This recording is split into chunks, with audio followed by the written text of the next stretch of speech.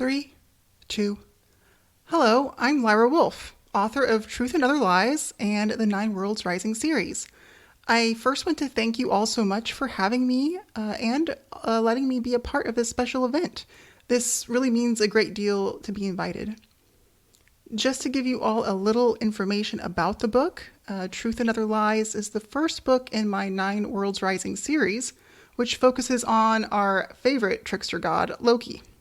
The story is told from Loki's point of view and is a Norse-inspired fantasy that has snark, pining, morally gray everything, and a little bit of spice. And now, I'd like to read a small selection from Chapter 4 of Truth and Other Lies, where we find Loki rather frustrated that the gods won't let him in on their secret, namely, what danger is exactly threatening Asgard. I rubbed my temples, trying to lessen the throb pulsing between them. A fresh wave of menace crashed in my brain with every stab. This pounding in my head was starting to get extremely irritating. I needed something to take my mind off it all, without blackening my mood further. Mead seemed the best option. Slinking through the halls and corridors, I placed my hand on the brass door handle that led to the cellars. I stopped. Voices whispered inside. Oh, this was too perfect. I swung the door open. Thor, Tyr, and Baldur's jaws fell slack, as if my very presence spoiled everything. How marvelous. My, are we throwing a party? You know how I love parties. I stepped in, letting the door shut with a bang behind me. I wouldn't miss this for anything. Baldur's chiseled features sharpened, and he bared a white set of teeth. Everyone said he was the most beautiful of the gods, that he beheld the truest of elements, goodness, light. I didn't see what all the fuss was about. His short blonde hair was nothing to write home about, same for his lean physique, and his smile. Poems were written about its charm. To me, it only screamed, I'm the biggest prick this side of the Eifinger River. What are you doing here, Wolf's father? Baldur asked. I tutted. Your mother really failed you at manners, I replied. I'm also surprised by your being here, Tyr added. He scratched his chin with his hook, rustling the dense whiskers of his beard. By now, you're typically stumbling drunk into your rooms where you commit all manner of sins the entire night. Odin was right. I guess I had formed a routine. Such a travesty sickened me. I already accomplished one of those tasks today. Now I'm working on the second. I am horribly sober, so if you don't mind. I grabbed their bottle of meat off the table and took a large swig. Baldur tore it out of my grasp and threw it to the ground. Froth and foam splattered across our boots, and good mead ran through the grooves of the limestone floor like miniature rivers. He really was the worst. Get out before I make you. He dropped his hand to the dagger at his hip. Excitement rippled through me at the thought of him spilling my blood. His threats were always cute. I stepped towards him, my lips pulling into a smile as his knuckles tightened around his hilt. Go ahead, I said. A brave man wouldn't be afraid to do it. A heavy hand clapped over my shoulder and pulled me back. Pine and sweat rose from their skin. Thor. I grumbled internally he should end my fun. I didn't realize you cared for mead, Thor said, releasing me. You said it wasn't strong enough for your tastes. He cast an apologetic glance at Tyr. I could surmise the meaning. They believe this spot a safe refuge from my prying. I hate to be predictable, I said. I picked up the bottle from the ground and drank what little mead remained. Honey and blackberry warmed my throat and stomach. Better yet, it lessened the pain still burrowing in my skull. Regardless, this is a private matter, and it's time you leave, Tyr said. I smiled. Private matter? How could I possibly leave now, when this sounds absolutely riveting? I pulled out one of the battered oak chairs and sat. Leaning back, I clopped my boots on the heavy tabletop, making myself quite comfortable. I wasn't going anywhere. No, Loki, he said. It's for your own good that you go. I chuckled, despite Tyr crossing his 20-inch biceps over his 50-inch chest. He was built like a very muscular whale. If I did what was good for me, I'd never have any fun. Thor shifted in his boots, gaining my attention. He seemed nervous. I could always count on him to slip. Dearest Thor, we've always been friends, I told him. Well, of course we have. We've traveled, feasted, and fought together. Yes, but tell me, friend, whatever could be the reason for your little meeting tonight? Could it be, I don't know, the danger that threatens Asgard? Sometimes it's best to aim right for the throat. Silence descended on us. Awkward silence. The best kind of silence. It meant I hit a nerve. Thor twisted his fiery red beard between his thick fingers. I loved the sweat collecting on his freckled brow as his brain struggled to formulate an answer.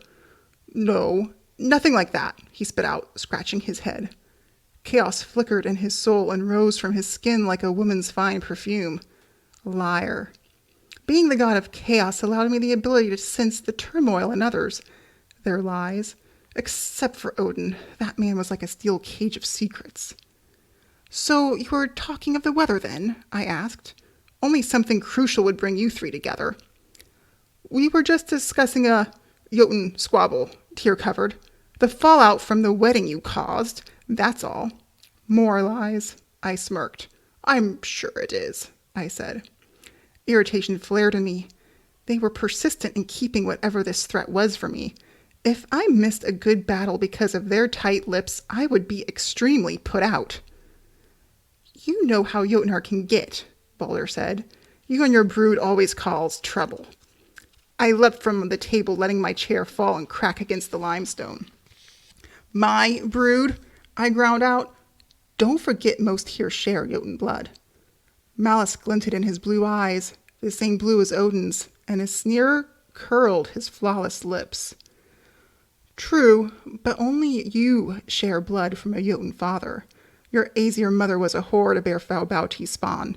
It's why you took her name instead of his, to hide your shame, Loki Laufeyarson. Red washed my vision. I twisted my finger in his tunic and pulled him against me. Gripping my dagger, I placed it against his soft throat.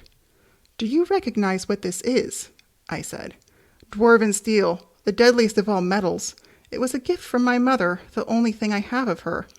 He squirmed beneath me. I pressed the razor edge deeper into his thrashing pulse. Get off! You might be the favorite god of the 9 worlds, but don't think that protects you from me, I said. Nothing would give me greater satisfaction than cutting into your supple skin with her blade. Fear flashed in his eyes, his fine blonde hair sticking to the sweat beading at his temples, making me flush with heat and delight. Show some restraint for once in your life, Loki, Tyr shouted. You're constantly rash and short-tempered.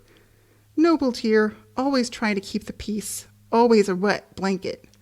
I loosened my grip and pushed him away. He rubbed the fine red line on his neck. Thank you, Tyr, I said. You've kept me from making a terrible mistake. Balder's blood would have stained my favorite tunic for sure, and that would have been truly tragic. What's gotten into you? Thor asked. You're worse than usual. He can't help it, brother, Balder snapped. Don't you see what he is? I crushed my nails into my palms. Even his voice grated my nerves. And what am I, Balder? Monstrous, he spat. You spawn wolves and snakes. You sully these sacred halls with your filth and base lusts. Asgard was meant to be a beacon of wisdom, truth, and honor. You diminish what my father built with every breath you take. I chuckled at the notion of Odin being honorable. You know nothing of your father, Balder, his ambitions or his sins. A place like Asgard cannot be built by honor and beauty alone. I may be many things, but at least I'm not naive like you. His shoulders loosened, and the anger in his face melted into amusement. He laughed, the little shit. If you say so, he replied. One day my father will realize he never should have brought chaos to Asgard. Then we will see which of us is truly the naive one. The tone of his words stung like needles, like there was a joke I wasn't let in on. You three really throw the worst parties, I said. I snatched another bottle of mead from the cupboard and left. They closed the door behind me, a soft click of the lock echoing through the empty hall, as if that would achieve anything against me. Casting an illusion, I let my footsteps carry away into the distance. I remained by the door, pressing my ear against the rough wood grain. Their voices carried through the murk of mumbles and murmurs. My breaths increased along with my excitement. "Is this still the best course of action?" Thor asked. It's the only course Odin allows," Tyr replied. I pinched my ear harder against the door. I didn't want to miss a word. "This never should have been agreed to," Balder said. "We thought we stopped it," Tyr followed, fear clinging to his every word. "We thought we escaped our fates. But now, without reason, the threat returns." Silence followed, but not the awkward silence of earlier. This was the kind of silence that sank into the roots of your heart and tugged. Odin's dreams are nothing but ash and death, and the destroyer at the center of them. Destroyer? A shock of absolute agony exploded between my temples, hard and wicked. Pain crushed me, twisting into my bones, mixing into my marrow. Even my blood stung, pumping towards my heart where it squeezed. I fell to the limestone, grinding my fingers into my scalp, begging it to stop. Sounds filled my mind, an awful pounding coming from outside me and from within. Steel split bone, fire seared timber, cinders and charred flesh filled my nose.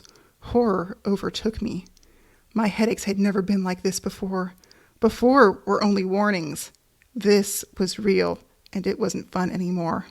It was deadly, and it was coming, whatever it was. I usually thrived on the thrill of the obscure, the rush of danger, but now I only felt terror. I was unused to the sensation, and I didn't like it. The throbbing started to weaken. I wiped sweat from my brow, ignoring the tremble in my hand. I had saved the gods countless times before. I rescued them from ruin. I helped them in war. Now, when they needed me most, they preferred to shut me out, expected me to sit back and let my fate be in their idiotic hands. We would all be dead before supper. No thank you. I loved my life far too much to allow that. And I hated admitting it, but I was rather fond of Asgard too. I had been an utter fool. All this time I wanted their trust because I simply detested being kept in the dark. Now I saw I needed their trust to let me save all our necks. But how? Well, that brings our reading to a close. I really hope you enjoyed this selection from Truth and Other Lies. If this book is actually available on Amazon, an ebook, print, and now an audiobook narrated by the amazing Casey Eade. She does a far better job reading this than I do.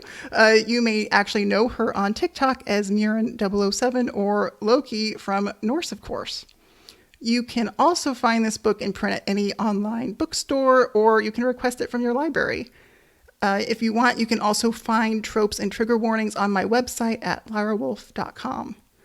I want to thank you all again so much for having me. This has truly been an honor. Thank you.